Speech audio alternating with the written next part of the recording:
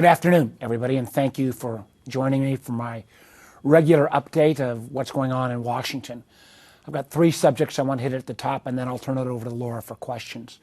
First, we continue to see the residual rollout of effects coming from the Supreme Court's overturning Roe versus Wade, where we continue to see cutbacks on women's access to reproductive rights all across the country. The most recent example is the Alabama Supreme Court, frankly, prohibiting IVF as a methodology for people to grow their families. I know this is only adheres at this point to Alabama, but literally thousands of people who spent time, money, effort, planning to try to grow a family through safe IVF techniques are now in doubt of whether they're going to be able to have that right maintained. And what could happen in Alabama could happen across the nation, unfortunately.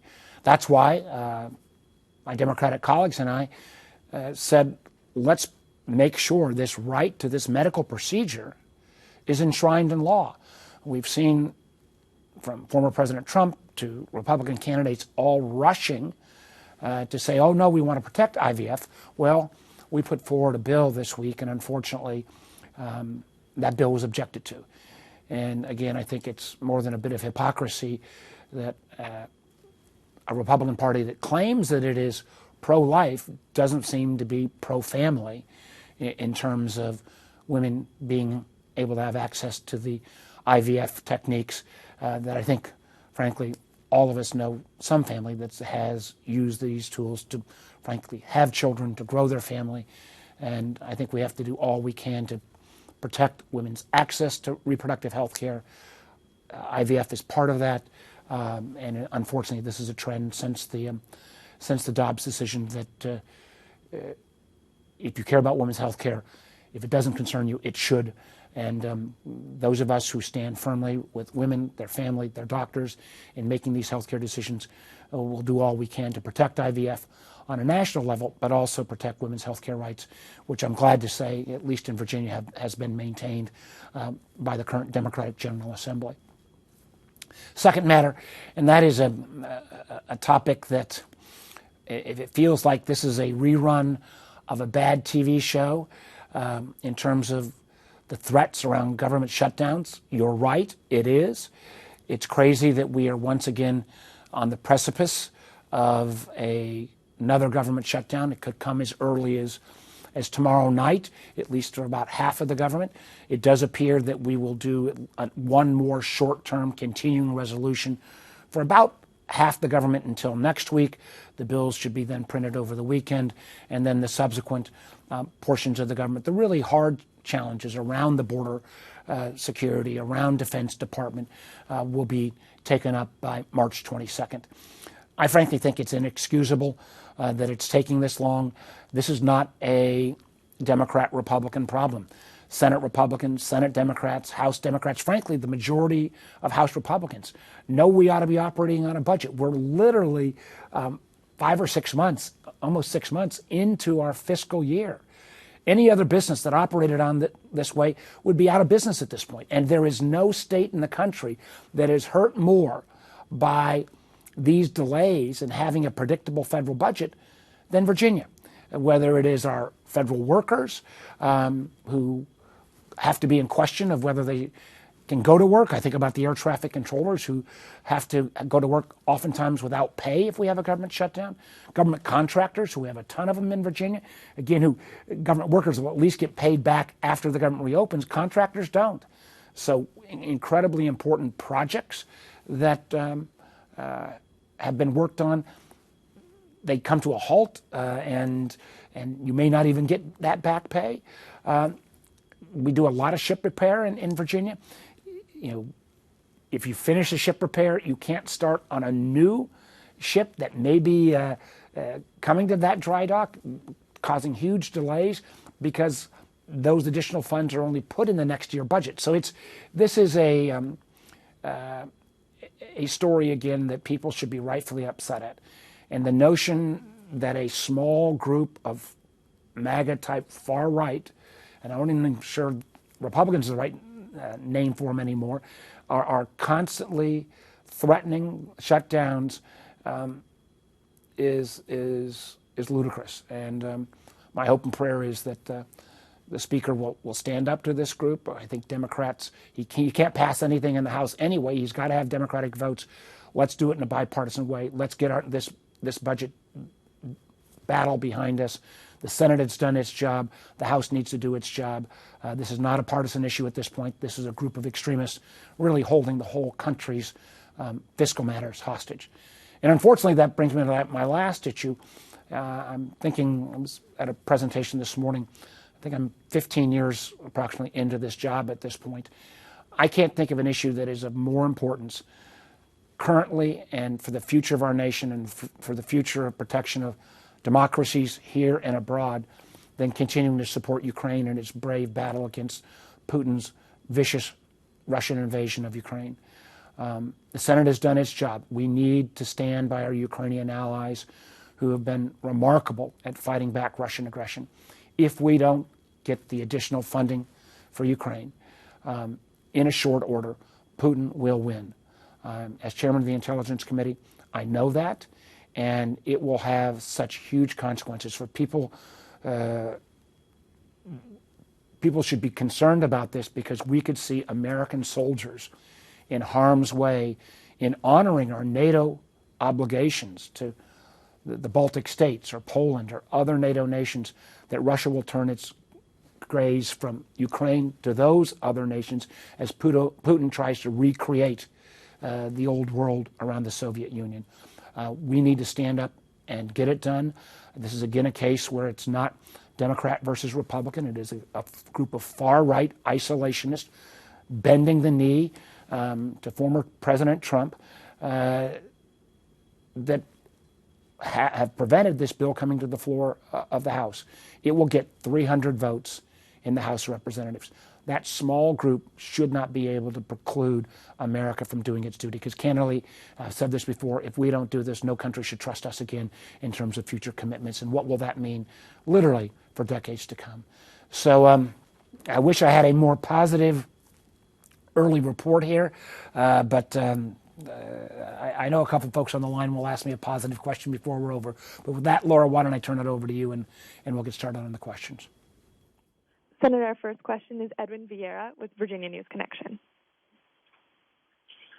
Hi, Senator. My question for you is, can you talk about how misconceptions about reproductive health care seem to be influencing the policy that's created around them? I'm not sure I fully follow your question. Are you talking in regards to IVF? You're talking in regards to rights for reproductive freedom in terms of rights for abortion? In regards to IVF, yeah. On IVF,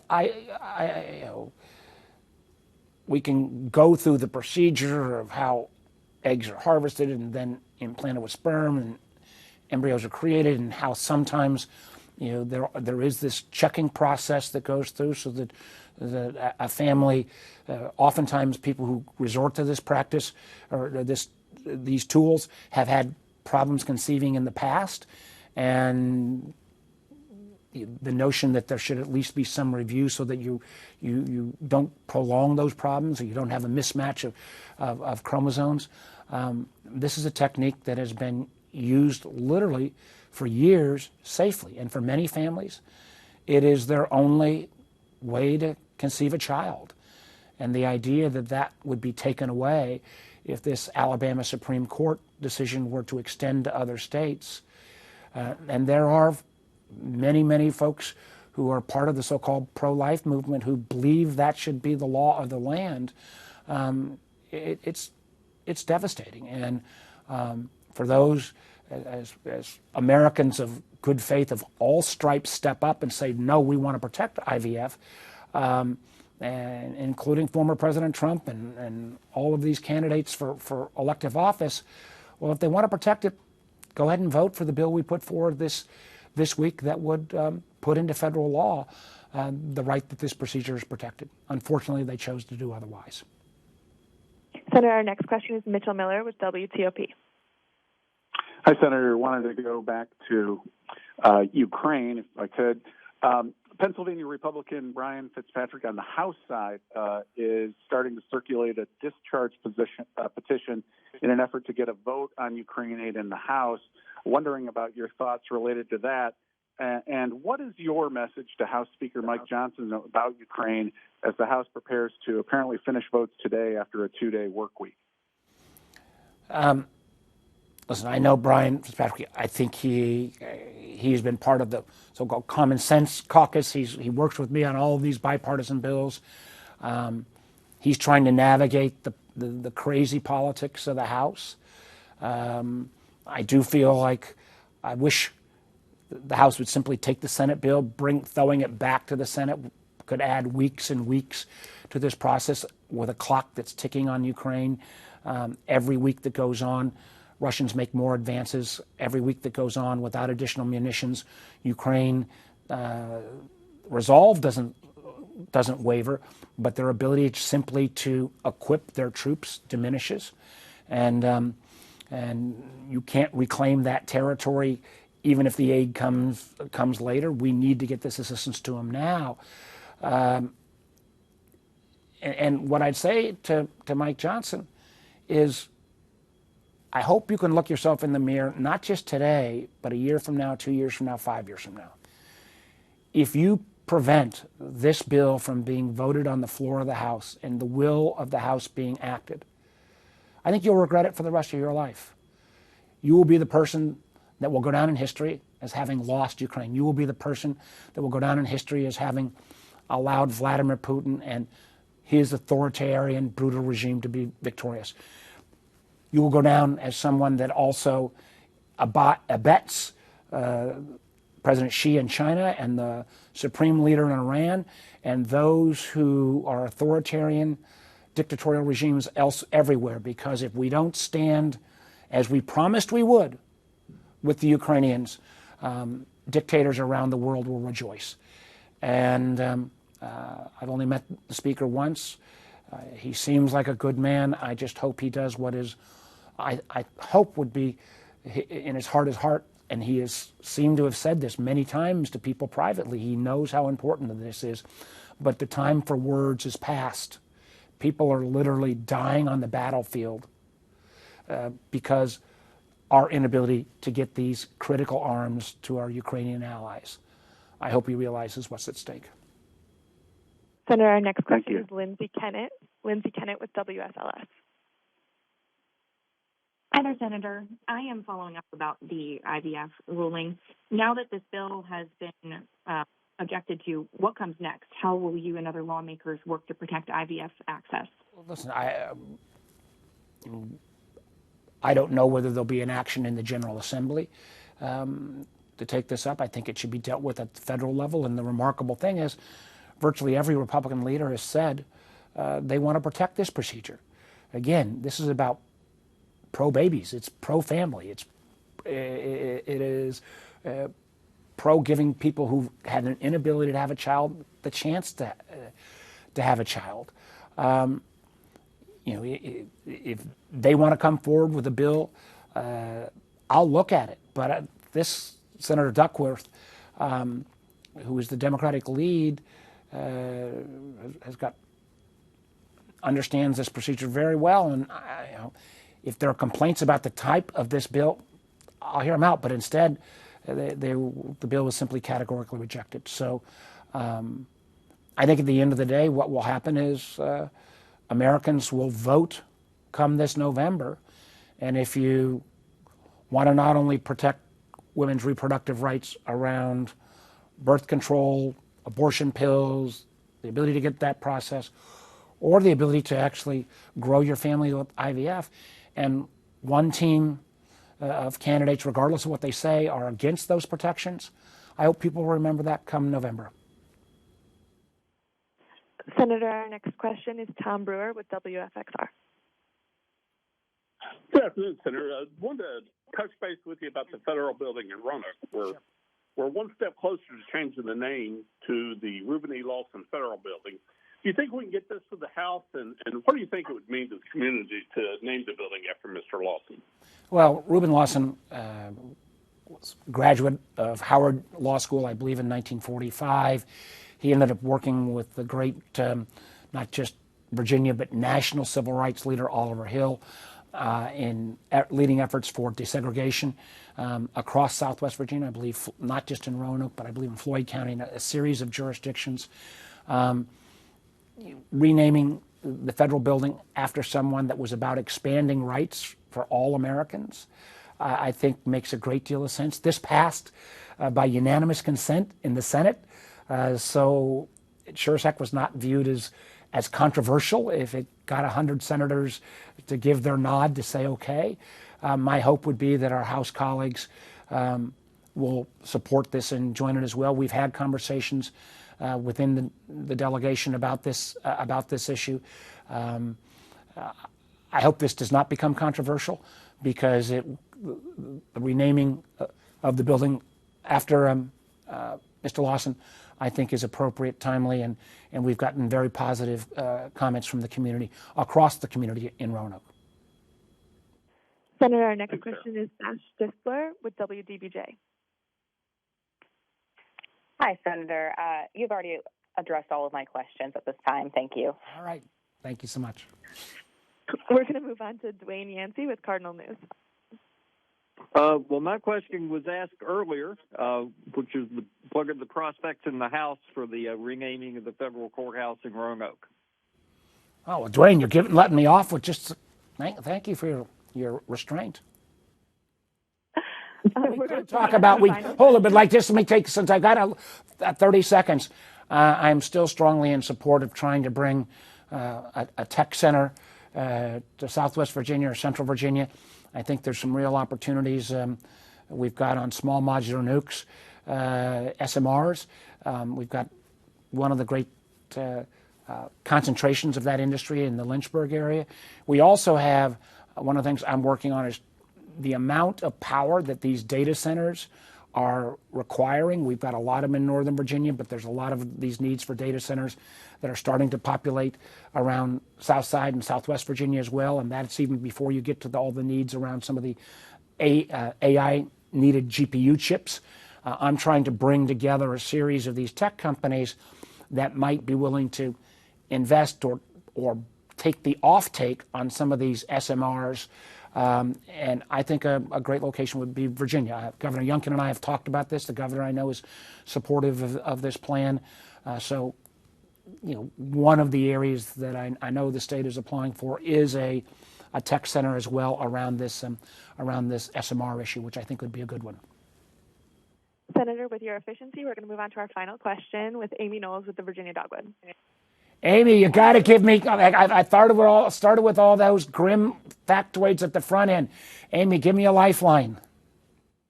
Yes, sir. Of course, I got your positive question for you right here. I wanted to talk to you about the $2.4 million that went to the Virginia Foundation of Community College Education, and I wondered why it was so important to you to get those dollars over the finish line, and what your biggest hope for this funding might be. Amy, thank you. Matter of fact, one of the things that I was proud that got started during my tenure as governor was the Virginia Community College Foundation. We think about our four-year institutions. They all have extraordinarily successful foundations. You think about the UVA Foundation, Virginia Tech's Foundation, other schools, in some cases literally billions of dollars. The community colleges in Virginia, which are still one of our best bargains and best opportunities that we have, and we've got a great community college system in Virginia. There were folks, 2005, 2006, 2007 timeframe, like Mark and Barbara Freed, Ben Davenport, folks in the Culpeper region themselves, Joe Daniel, who said we ought to create a foundation that could support some of the creative programs that are being launched at community colleges. Part of this $2.4 million is going to two programs which we highlighted, Tim Kaine and I highlighted last week in Culpeper. One was a program to take those students who had been in foster care, and oftentimes as people age out of foster care, they really have no place to turn. But this was a program that would provide students coming out of foster care that go to a community college the kind of mentor and support network that they need. And we heard some amazing stories last week in Culpeper, Tim and I did, and we are grateful that some of those federal dollars are going to that initiative. The other is around training more folks in terms of child care workers. We all know that child care is way too expensive in this country. One of the reasons why there is a tax bill that literally passed the House that would put more money in the child tax credit, which is terribly important, that would help drive down some of the ability to pay for child care. But as we know, the whole child care industry, frankly, got supported a little bit with COVID funds, but a lot of those are running out. So one of the challenges around child care is that we don't have enough trained teachers. And some of these federal dollars as well would go towards training additional child care providers, which are extraordinarily needed all over Virginia. And Amy, thank you for that question. It was a great day. I love the community colleges everywhere, but every time we go to Germanna in Culpeper, there's a big crowd, great initiatives going on there. There are days sometimes when I feel like I'm banging my head against the wall here in D.C. So it is the better days of the week oftentimes when I'm getting around Virginia, getting to see where things are still working, things are still coming together, and frankly, where some of these federal dollars that we squabble over actually get deployed to programs that literally change people's lives. So thank you again, Amy, as always, for giving me that lifeline at the end. Thank you, everybody. Be safe.